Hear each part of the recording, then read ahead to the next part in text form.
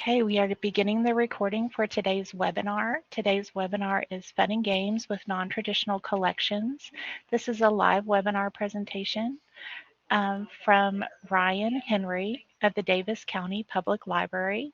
Ryan, we thank you for joining us and giving us this presentation today. Today's webinar will be recorded and available as an archived webinar as well. And we would also like to acknowledge and recognize the Institute of Museum and Library Services. IMLS is a sponsor of this webinar, and LSTA is also a sponsor of KDLA. So thank you to those sponsors as well. And without further ado, we will get started with today's presentation.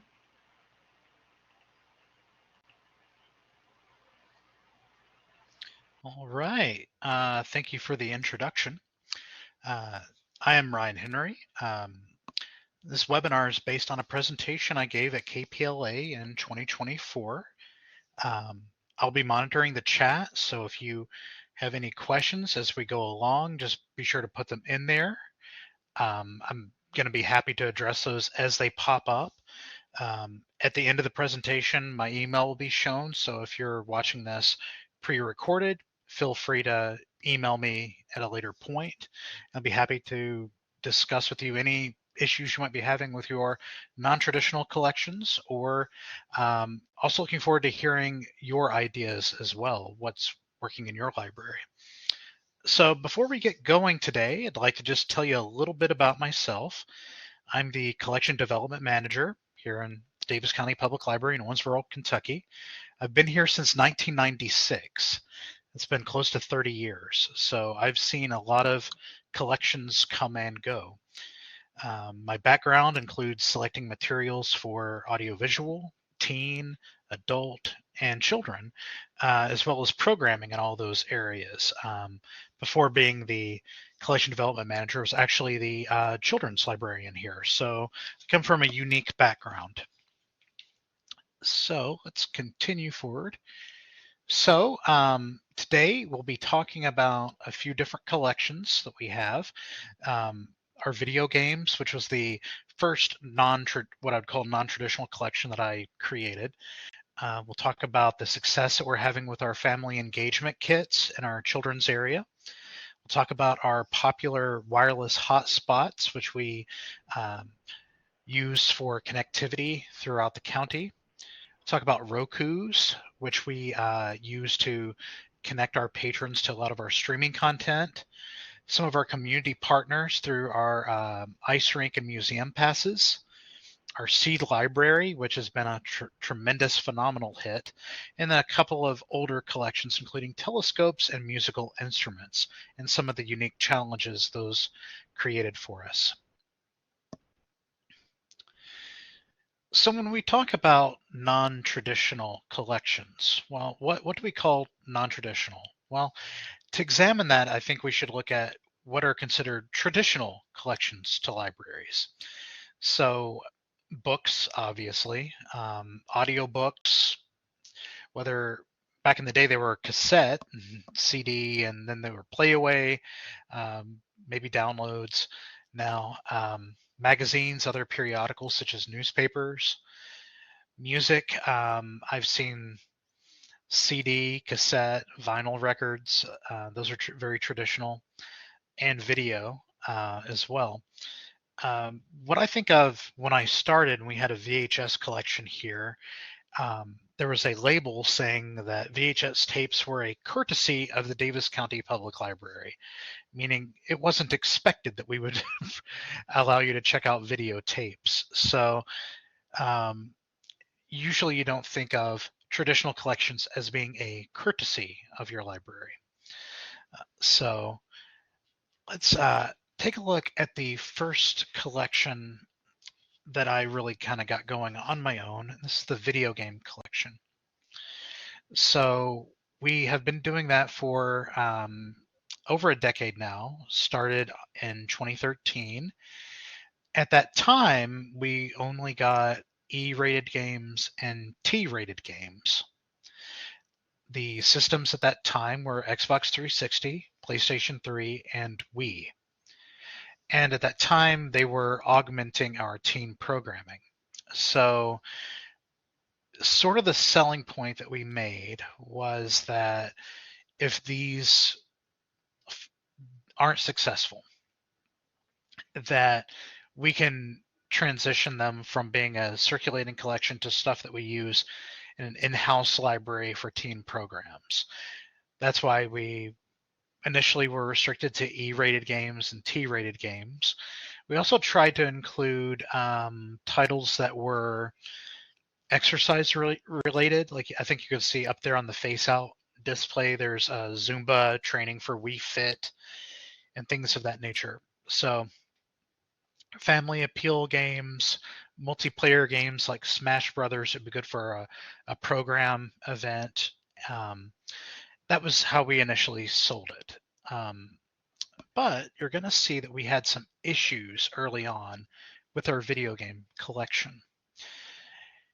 So some of the problems that we were running into were that the most popular, in-demand, and highly reviewed titles were M-rated, and we weren't allowed to purchase those.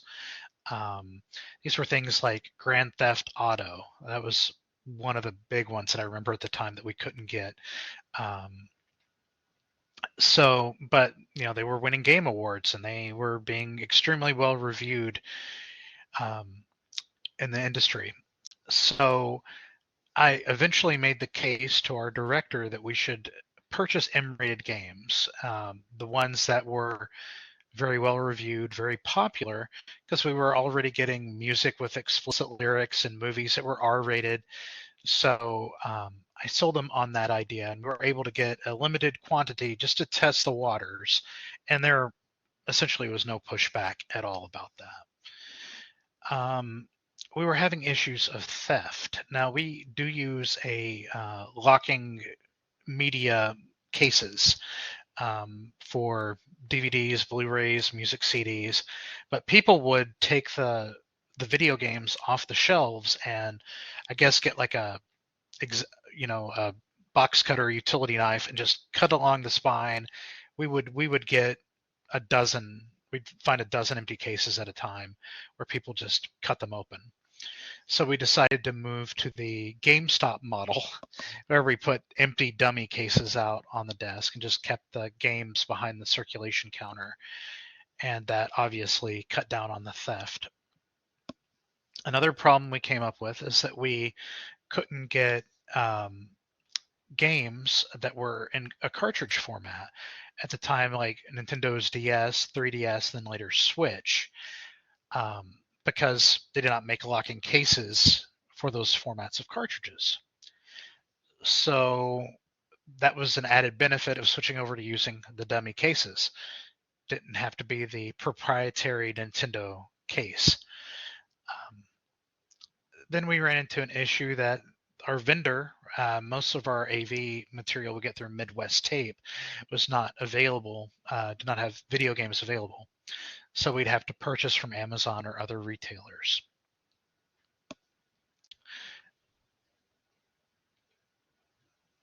So currently, our video games include about 700 titles. We have the current console systems, PS5, Xbox X, Switch, PS4, Xbox One. Just recently, we weeded our 3DS, PS3, Xbox 360, and Wii games. Some of those were the initial ones that we ordered over a decade ago. And believe it or not, we had people come in and ask what happened to your Xbox 360 games.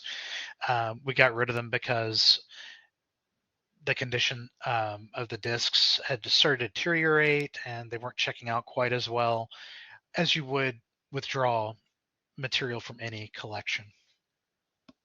Now our average circulation is around 700 per month, which means about everything checks out once a month, more or less. We allow them to check out for 21 days, which is kind of the standard for everything we have here at Daviess County. And we do limit people to 2 games at a time. Now, when you look at all of our other physical media, which would be DVD, Blu-ray, music CDs, books on CD, video games are the only format that's really not slowing down and showing a little bit of growth. All the others are just, we're as people are doing more and more streaming, we are losing circulation stats for those. So, does anybody have video games at their library?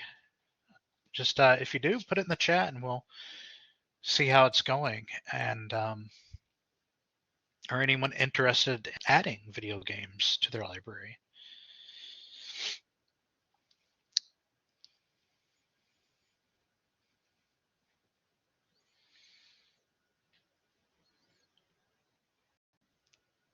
Video games for programmings, but not that circulate, King says. Okay.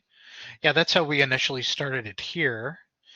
Um, they've been really very popular, and I happen to be a big fan of video games in my life outside of the library. I just started refurbishing some old Atari 2600 cartridges from my childhood. So I love retro video games and have some pixel art in my office. I think it's just a great, for all the bad things that people say about it in the world, I think there's a lot of great storytelling in games. There's crossing that digital divide for kids who can't afford the systems and the video games. I think there's a lot of great reasons to carry them. Emily says we've had conversations about it, but haven't moved forward. I mean, as you'll see, I think that starting with a small collection, and that'll be one thing we talk about as we proceed here in general, just to test the waters, is sometimes all you need to convince your management, your director, your board. Let's see here. So this is sort of a recent thing that we have added. These are family engagement kits and kindergarten readiness kits. These have been very popular, but I'm going to break down sort of what they are first and then talk to you about how we got these going. So the kits are contained backpacks that have curated collections of games, toys, and other guided educational activities. The family engagement kits, which are basically those that are designed for families to do together. Those include, there are 11 of them. They include a baking kit, which you'll see that broken down on the next slide. There's a camping and I think a food truck, which are kind of like for imaginative play.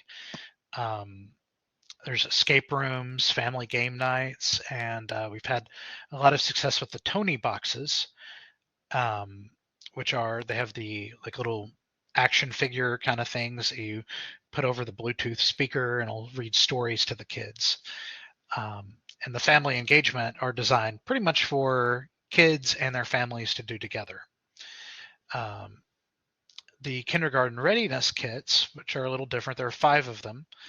The topics there include connect, count, move, play, and talk together. So those are designed for parents or caregivers and the little ones to get ready for kindergarten and teaching these early literacy skills. Now over to the left, you'll see those are sort of the baggies that include the activities for one of our kindergarten readiness kits. I believe that is count together. So let's continue to the next slide here. So this is sort of a breakdown of our family engagement kits. So you'll see to the left, we have them in the bags. They are clear, so you can sort of see the contents. There's also a listing of what is contained within and worksheets and information that you can see to the right about what is included. So sort of the center laminated sheet where it says family baking kit talks about what's included. the resources, there's a list of suggested books you could check out from the collection, as well as a QR code that can take you to those lists and help you find books, whether they're ones you can check out physically or maybe download. Most of these books all contain hands-on manipulatives or different toys, or books as well. So the baking kit, it's something we ask people to clean the baking supplies before and after they bring them back. Sometimes they come back in a questionable condition. We do not put barcodes on all the cake pans and spatulas and basting brushes and rolling pins.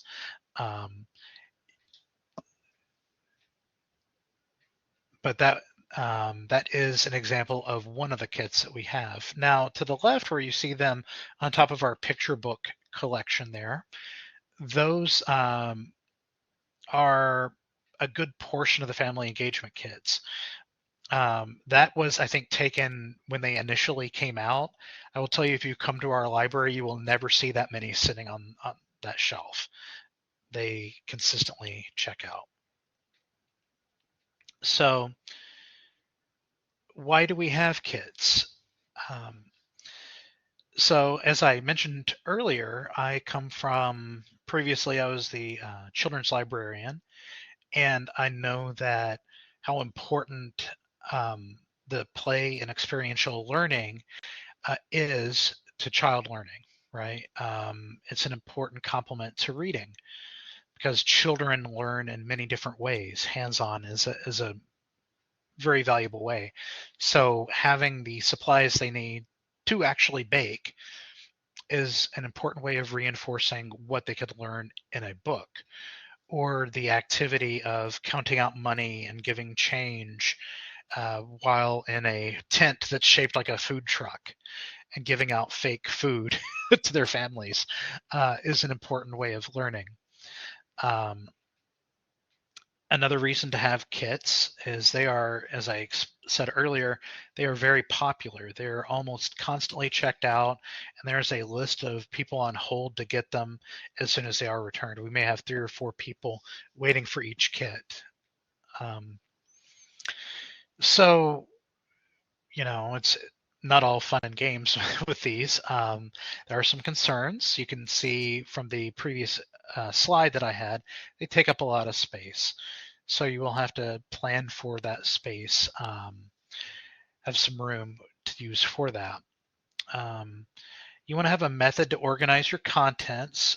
We have binders that basically list everything like I showed in the previous slide, so that when they get returned, it's a handy, list there for your circulation department or whoever's doing the check-in to go through and say, okay, there should be a deck of cards, there should be a bag with counting blocks.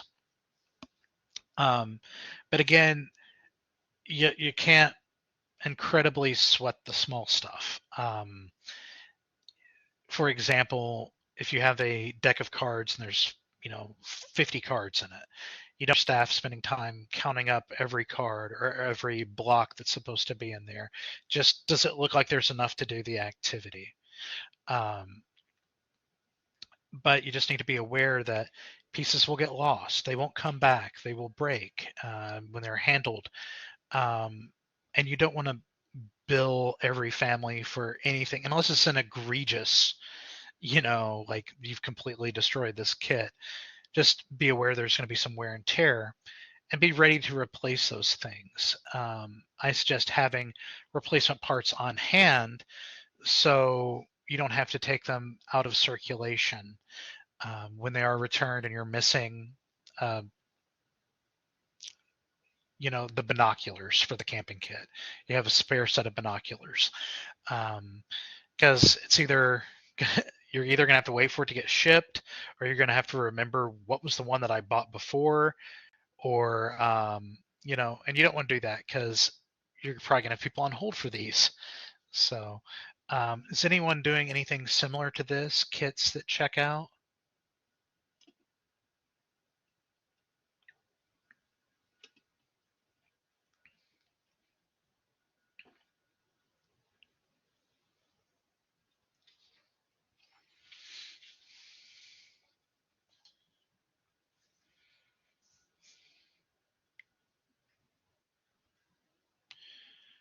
Tony's processed and cataloged. Story to go. Story times to go. Yeah. Citizen science and other science and health ones. Okay. So King says that they had Tonys that came in that are about to be processed and cataloged. That kids love those, and I'll tell you, the having books on CD, kids don't care about books on CD anymore, or that's been my experience. So those Tonys are great, and they're also pretty expensive for families to buy. So I think it's great to help people who normally wouldn't be able to access those to get them. Stories to go, kids. Emily says, very similar tie-in storytime programming. Yeah, we some of these we do have some that are like more focused on story times, and they have different craft projects that go in there. Citizen science, Holly has what types of science and health ones. Okay, yeah. So it seems like several of you are doing similar things. I hope that you have as much success with these. I like having the ability to kind of custom make our own and put them together. Other libraries I know are buying ones that are pre-made, but I found these are an affordable solution. Wireless hotspots is our next topic here. This is free internet access through T-Mobile that we have. And I know on the slide it says 23 circulating units. Since making this slideshow, we've been able to double our number of circulating units. So I am happy about that, but we still have a perpetual holds list. People will continually to put it on hold. Actually, I had a Wi-Fi outage or a internet outage at my house, so I was able to check out one of our hotspots and use it myself. So that was a lifesaver for me. Believe it or not, this has come in very handy.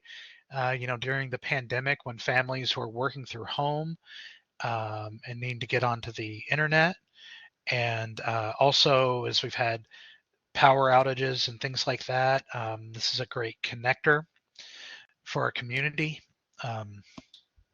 So people who normally can't access internet, we get this through Mobile Beacon is who we go through for the providing it. It's been a real life changer for some of our customers. So the issues we have is that we've been limited to purchasing 11 new units per year. They are frequently lost, so not returned, and they can't be repurchased all the time. We can't always get the ones that we need because of the limit that we have. So when they aren't returned, every week I get a list of the ones that are overdue, so I can get on the Mobile Beacon site and mark them out of service, so it shuts off the internet access. I do give them a week grace period to return it before I turn off the internet, because it ends up being a lengthy process, because I turn off their internet and I put our department on hold for it. So when it is returned, I get it, and then I have to go back onto the site, turn it back on, and that takes 24 hours. So it takes it out of circulation while we have 50 or 60 people waiting to get it. So it's something I don't like to have to do. We also have power adapters and cables that go in the box, and the box itself that can get lost, and sometimes the patrons will try to replace their parts on their own, thinking this is a good enough power adapter, but it may not be compatible and cause issues. So when they come in, we have to check every part before checking it in to make sure that everything goes with the same set. So we'll have a red number on the back of the hotspot, and it'll say like hotspot 49. So you know that hotspot 49 goes with this power adapter and with this case and everything like that. So we're sure that we get the right components when they are returned. So if any of you are interested in getting the hotspots, I could probably get your information and forward you to our IT manager. He's the one who kind of oversees all of that. but it's a really fantastic service. Does anyone else circulate hotspots? And have you had any issues with it?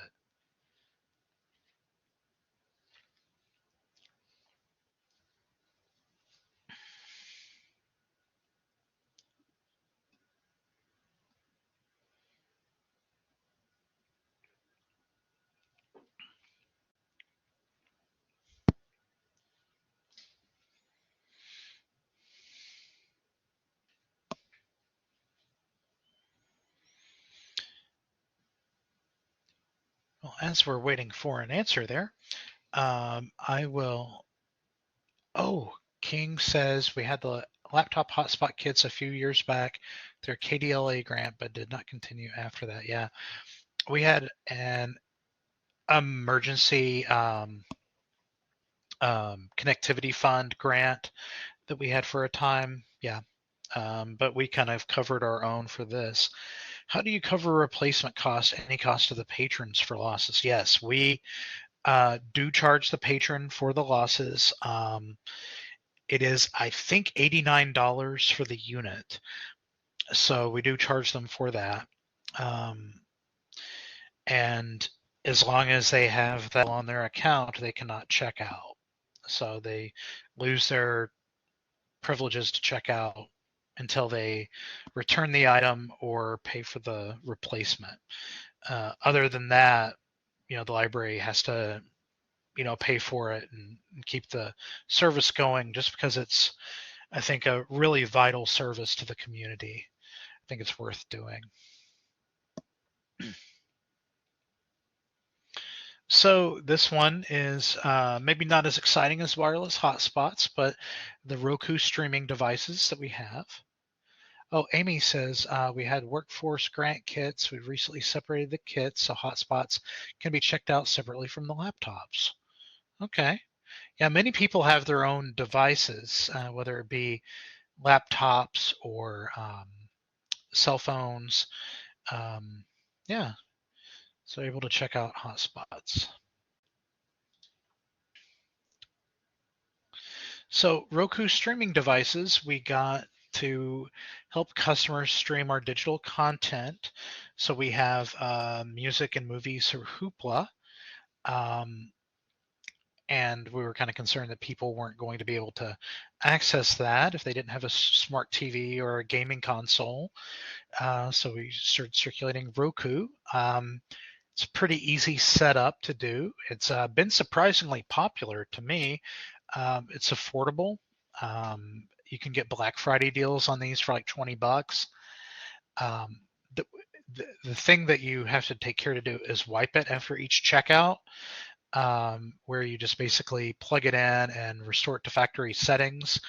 Otherwise, if someone hasn't thought to do that and they've left themselves signed in to their Netflix or Hulu or Disney Plus account, then you're going to be getting people sharing logins, and that should be avoided. So, but Roku has been, for the cost and the ease of use, it's been very popular.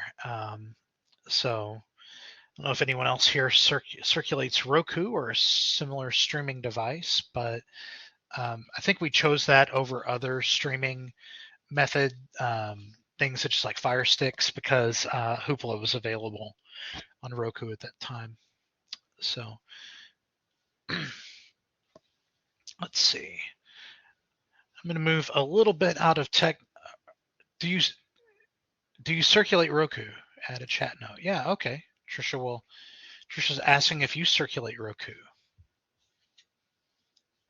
or similar streaming devices, and how's that working out for you?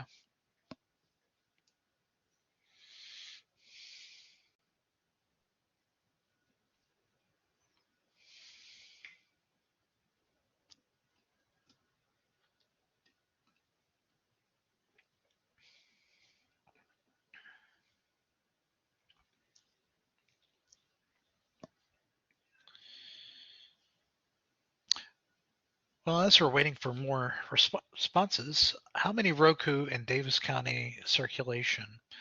I think we have about 4 of them. and that seems to be able to meet the demand. Again, sometimes, they don't get returned on time. Yeah. So, okay. So, and we currently have 2 people waiting on it. So, yeah, there is a kind of constant demand. So I'm going to proceed here with some less technology, non-traditional collections here. And we're going to talk about guest passes. You'll see 2 of our um, partners there on the left. You'll see at the top, that's our Owensboro Museum of Science and History. And to the bottom is the Edge Ice Center, which is run by our Parks Department. We'll talk about our partnerships we have with both of those groups. So, a museum pass. This is a ticket that is a family admission to our Owensboro Area Science and History Museum downtown, and it works for other museums that are in the Association of Science and Technology Centers. And basically, because of this partnership, we are charged for a annual family membership that we circulate this card every month. And this has just been a great partnership. We have been working with the museum for many years. I think it initially started with our Kentucky room, our local history and genealogy department, and the Owensboro Area Museum had a partnership to do this event called Voices of Elmwood every fall, where we write scripts for the people buried in this historic cemetery, and they get actors to portray them. So we already had this great relationship with the museum and the director there, and just decided that we could work with her to offer this to our people. And we have, let's see what we have right now. All right, y'all. We currently have 69 families on hold for our 10 passes.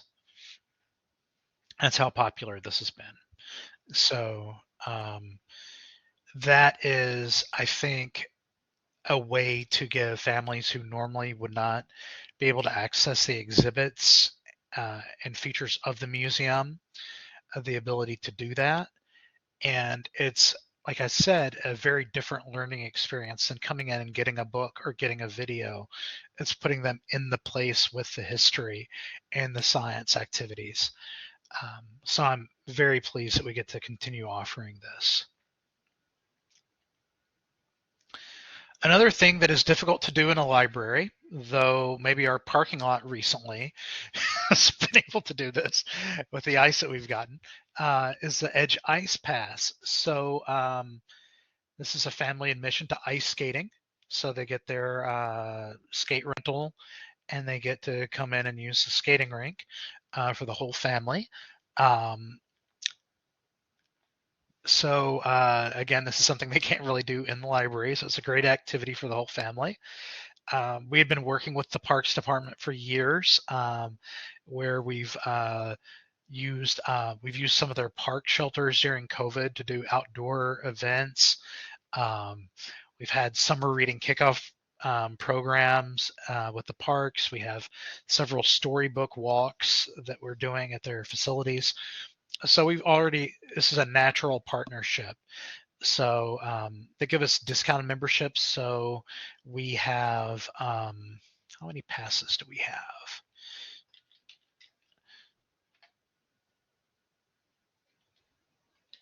Just kind of checking the current. Okay, so we have 7 passes.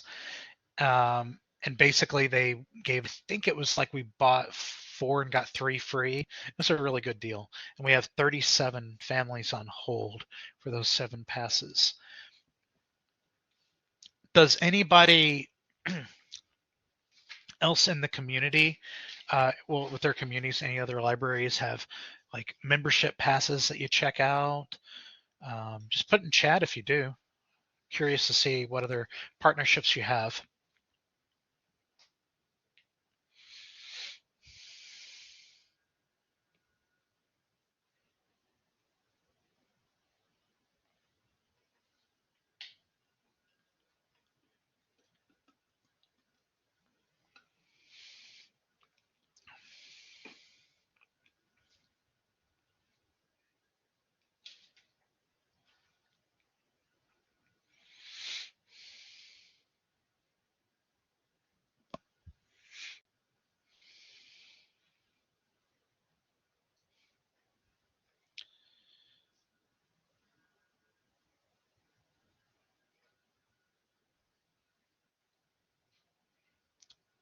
King says they do not. They've considered their local gym. I'll talk to you about our gym experience soon. I'm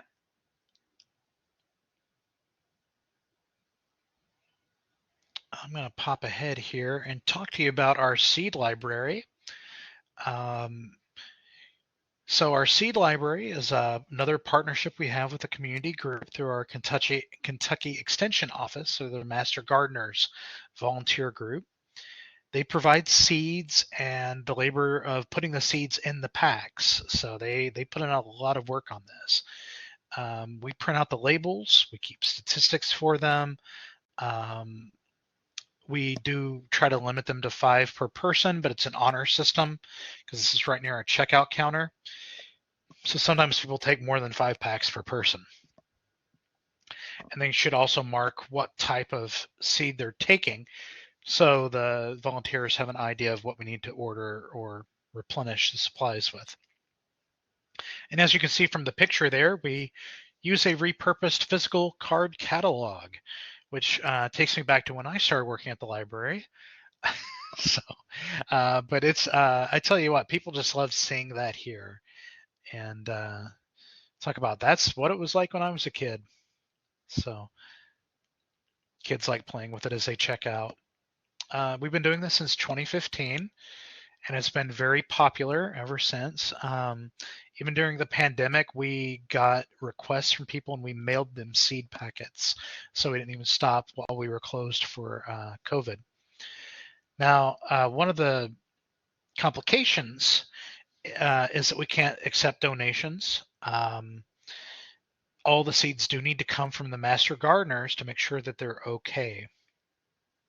And when we initially set it up, we thought it'd be so neat. You plant the seeds, you grow it, and then you harvest this, the seeds from the plant, and you bring it back, and we reuse them. That's gonna be really cool, right? But there was it made it very challenging to know what seeds we were getting, and we don't want people planting stuff that may not be legal or might be treated with certain pesticides. We just don't know. It's too much of a too many different complications that can happen. So everything has to be approved by the Master Gardeners group. So let's see. Last year we passed out nearly 6,500 seed packets. I think the most recent stats is that I think we doubled that this year. So it was enough of an impact that the president of our master gardeners was I think she was the state master gardener, partially because of this project. So it's been a really great, well-used activity and collection that we do here. We have vegetables, flowers, all different kinds of things there. We also do tie-in programs where they talk about when to start your planting, how to have success in your garden, how to start from a seed and grow a sapling. I don't know. I'm not a planter guy, but we do programs with them here as well. Anyone else have a seed library? Go and put it in chat if you do. Yeah.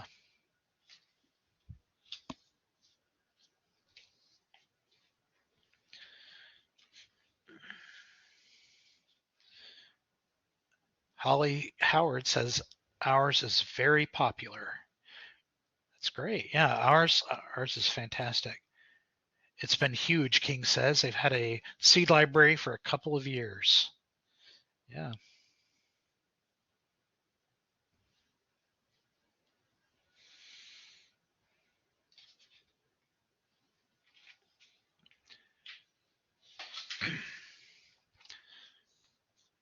So Holly's working on the packets now. All right. Hopefully you have a great volunteer group like we do to help you with that, because it's quite the production. I think ours is going live mid-February.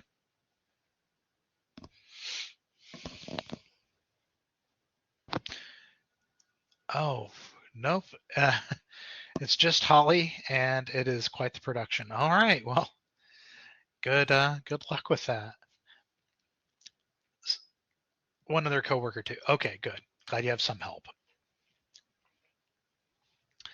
So I'm going to talk about some of the non-traditional collections of the past and some of the collections we no longer have. Um, so we used to circulate physical art, like paintings, sculptures, things of that nature. Um, it didn't. We got rid of it because it took up a lot of space. The items were sometimes damaged. They weren't incredibly popular, and they didn't seem to fit with anything else we were doing. We didn't have like programs with them. We didn't have them tied into our book collection or anything of that nature. You couldn't search it in the system and like, I want a little miniature thinking man statue. So that was something we ended up getting rid of, and we sold those items. We used to circulate projectors, film strip and overhead carousel slide projectors, things of that nature. In fact, that was one of my first jobs here, is I had to maintain all of those. They were damaged. We could only get the bulbs and the different pieces from a handful of suppliers. It was difficult to get parts. The technology was old and people weren't asking for it. So we ended up just turning it over to other providers.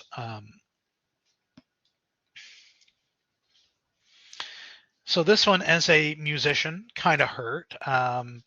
It was a really great program where we had musical instruments such as guitars, mandolins, keyboards, banjos that could check out. Uh, it was funded by a donation, and it was very popular. Um, However, the donation just covered the initial allotment of musical instruments that we had. So as they got damaged and lost, which they were frequently lost, so checked out, not returned, we couldn't maintain it with the regular collection budget. We were spending, if you checked out an electric guitar and amplifier, it'd be like $600. Somebody wouldn't return it. That's a significant replacement cost. And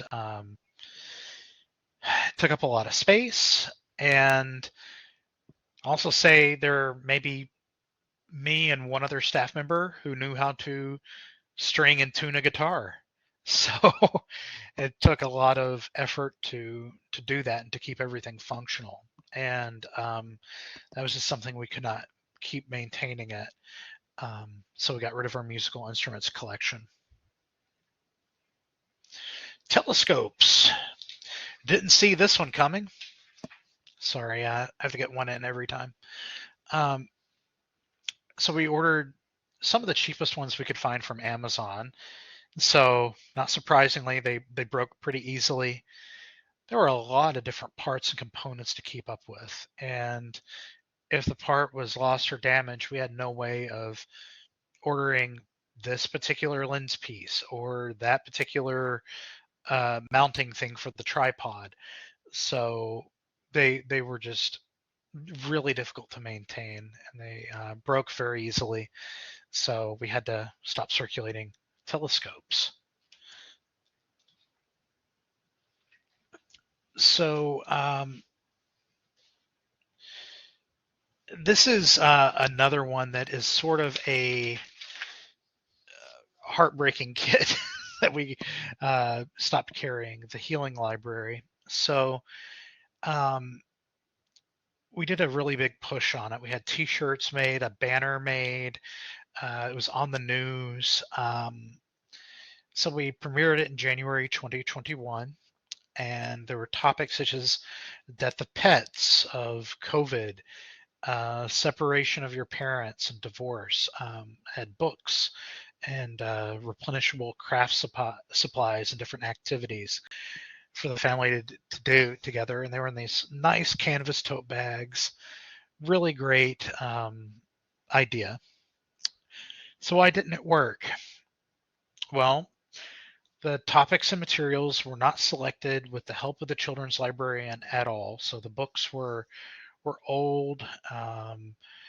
The children's librarian was not called in to promote it or to talk about it or to do programs with them. They were just dropped. You know what I mean? They were not put on display. They were kept behind the desk at the circulation counter so people couldn't see what was in them or what they were about. And there was never a procedure made for how to check them or how to replenish supplies. So we had whose responsibility is it to buy the craft supplies, and who's going to do the scissors? Who's supposed to find out if a book's not returned with it? None of that was set before these were put out, and as a result, many of them checked out one time and were basically put in storage and forgotten about, and because there was no follow through with them. I will say this was before I was the collection development manager, so this was lesson learned, was that when you're doing a non-traditional collection, you need to have the supplies ready to replenish them, have somebody in charge of who's going to do this, who's going to keep them circulating, because if you don't, they're just going to fall in the back and be forgotten for a year, which is what happened, unfortunately, with the Healing Library kits. Does anybody have any examples of things that you used to circulate that maybe you don't anymore?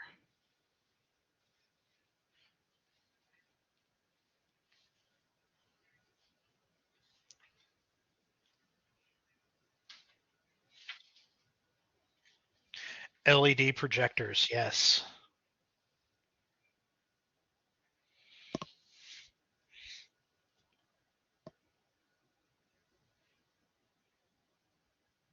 So I'm guessing with the LED projectors, maybe it was they got damaged or stolen, or maybe just people didn't need to use the technology anymore. Those are the sorts of things that I see with the technology, non-traditional.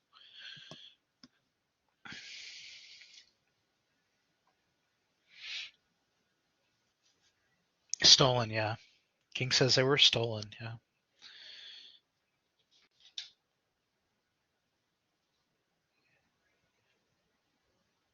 So we just talked about some, some mistakes that have been made, or with non-traditional collections, or ones that we had to phase out. So I'll talk to what I think are just things you can do to help make your non-traditional collections be more likely to succeed. So you want to tailor it to your community. I had the great experience recently. I got to travel to Iceland. I went to a Curie, where they had their library there, and they had an example of their non-traditional collections. So you'll see they have a massive board game collection there, which I understand a lot of libraries circulate board games. I cannot imagine all the pieces and how much could get lost and how you couldn't use them. I couldn't imagine circulating board games. But if your library does it, hey, more power to you. They also have a large springform pan collection. Every letter and number you can imagine, and teddy bear designs and all that. They have place settings. So if you're having like formal dinner guests, you can check out place settings. I think they also had picnic baskets, massage tools, charging cables, sewing patterns. They had all kinds of non-traditional things in Iceland that would check out. So maybe in your library, maybe you want to have fishing poles or yard tools, or every library is different, and you know what's going to work in your community and what they're asking for. So you want to justify having these collections. They are an upfront initial expense, and not just the cost of buying the stuff, but you got to think about the space commitment and the staff training and all of that. So you need to justify it. And you find the data about, if you're wanting video games, or if you're wanting these activity kits, find the importance of play. Is there harm in the digital divide? Do you need to provide hotspots? Locate review sources, just like you would for any traditional collections that you're using. The reviews are out there, whether they're for board games or you're looking for what's a good telescope to get. Look for reviews, and then track your circulation to justify it, and to justify keeping it or not keeping it, because you don't want to keep stuff that doesn't work. As I talked about with the Healing Library collection, have a replacement plan. You need to have someone responsible for checking the components when they come in, making sure that you have the recharging devices, like the charging cables. You clear out the data if it's storing information about, like the Roku. Make sure you can reorder the parts. If they're not too expensive, keep some of those parts handy so you can replace them. Then set the cost for how much you will charge to replace a lost or damaged kits. In many cases, like if someone loses the hotspot case, I can buy the case for $15. I know that I don't charge them for the whole $89 for it. But I also have some of those cases on hand so I can get that quickly back into circulation, because I've got 50 people waiting for it. So make sure you're ready to replace what's been damaged or lost. Don't be scared to try new things. I saw someone saying that they were thinking about trying video games. Just maybe give it a try, see how it works. But don't be scared to cut out what's not working. Those musical instruments, when you're paying $600 for a replacement, you got to do it, and you got to be able to justify it to the public and say, look, we're spending too much keeping these going. Just in general, before we get out here, work out deals with groups, museums, parks departments, and other institutions. They might be willing to give you discounts, particularly if you've worked with them before. Include other departments in your planning and promotion. Reach out to your children's library and to find out, before creating these kits, make sure that they're created to augment what you're already doing programming wise and collection wise. Start small, plan for your replacements, budget accordingly for it. Don't spend all the money up front. You're going to need to, I guarantee you, replace these items. Organize what you have. Create binders for your kits, for example, that list out everything that's supposed to be in the box, so you can tell if something is missing when it's returned. One thing I noticed, I think the slide has been taken out, and I noticed King brought up that y'all were thinking about partnering with your gym. Now, we had a pass for our YMCA that we actually stopped providing. And the reason for that was upon looking at it, they were not giving us any kind of deal. And it was basically what anybody would get if they came in for a month trial membership. But we were paying the full cost for anyone in our community to have a month trial membership at the YMCA. And and we had, 100 people on hold for it. And it was just like, this is too much. And we were limiting people to a 1-month trial membership once a year, and probably couldn't even get it once a year because of the holds queue. So how much is that actually doing for anybody to go practice at the gym for a month and then never exercise again in their life? You know what I mean?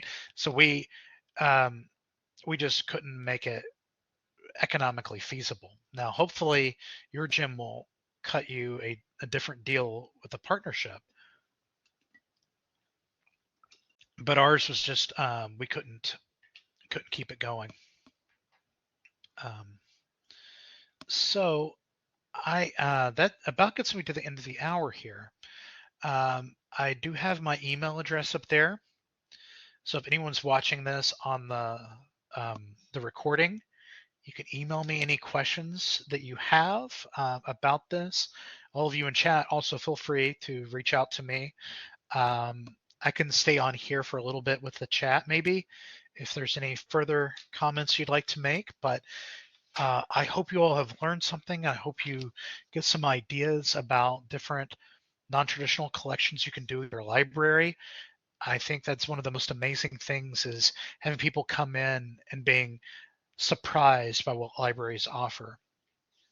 So I hope that you can do that for your community.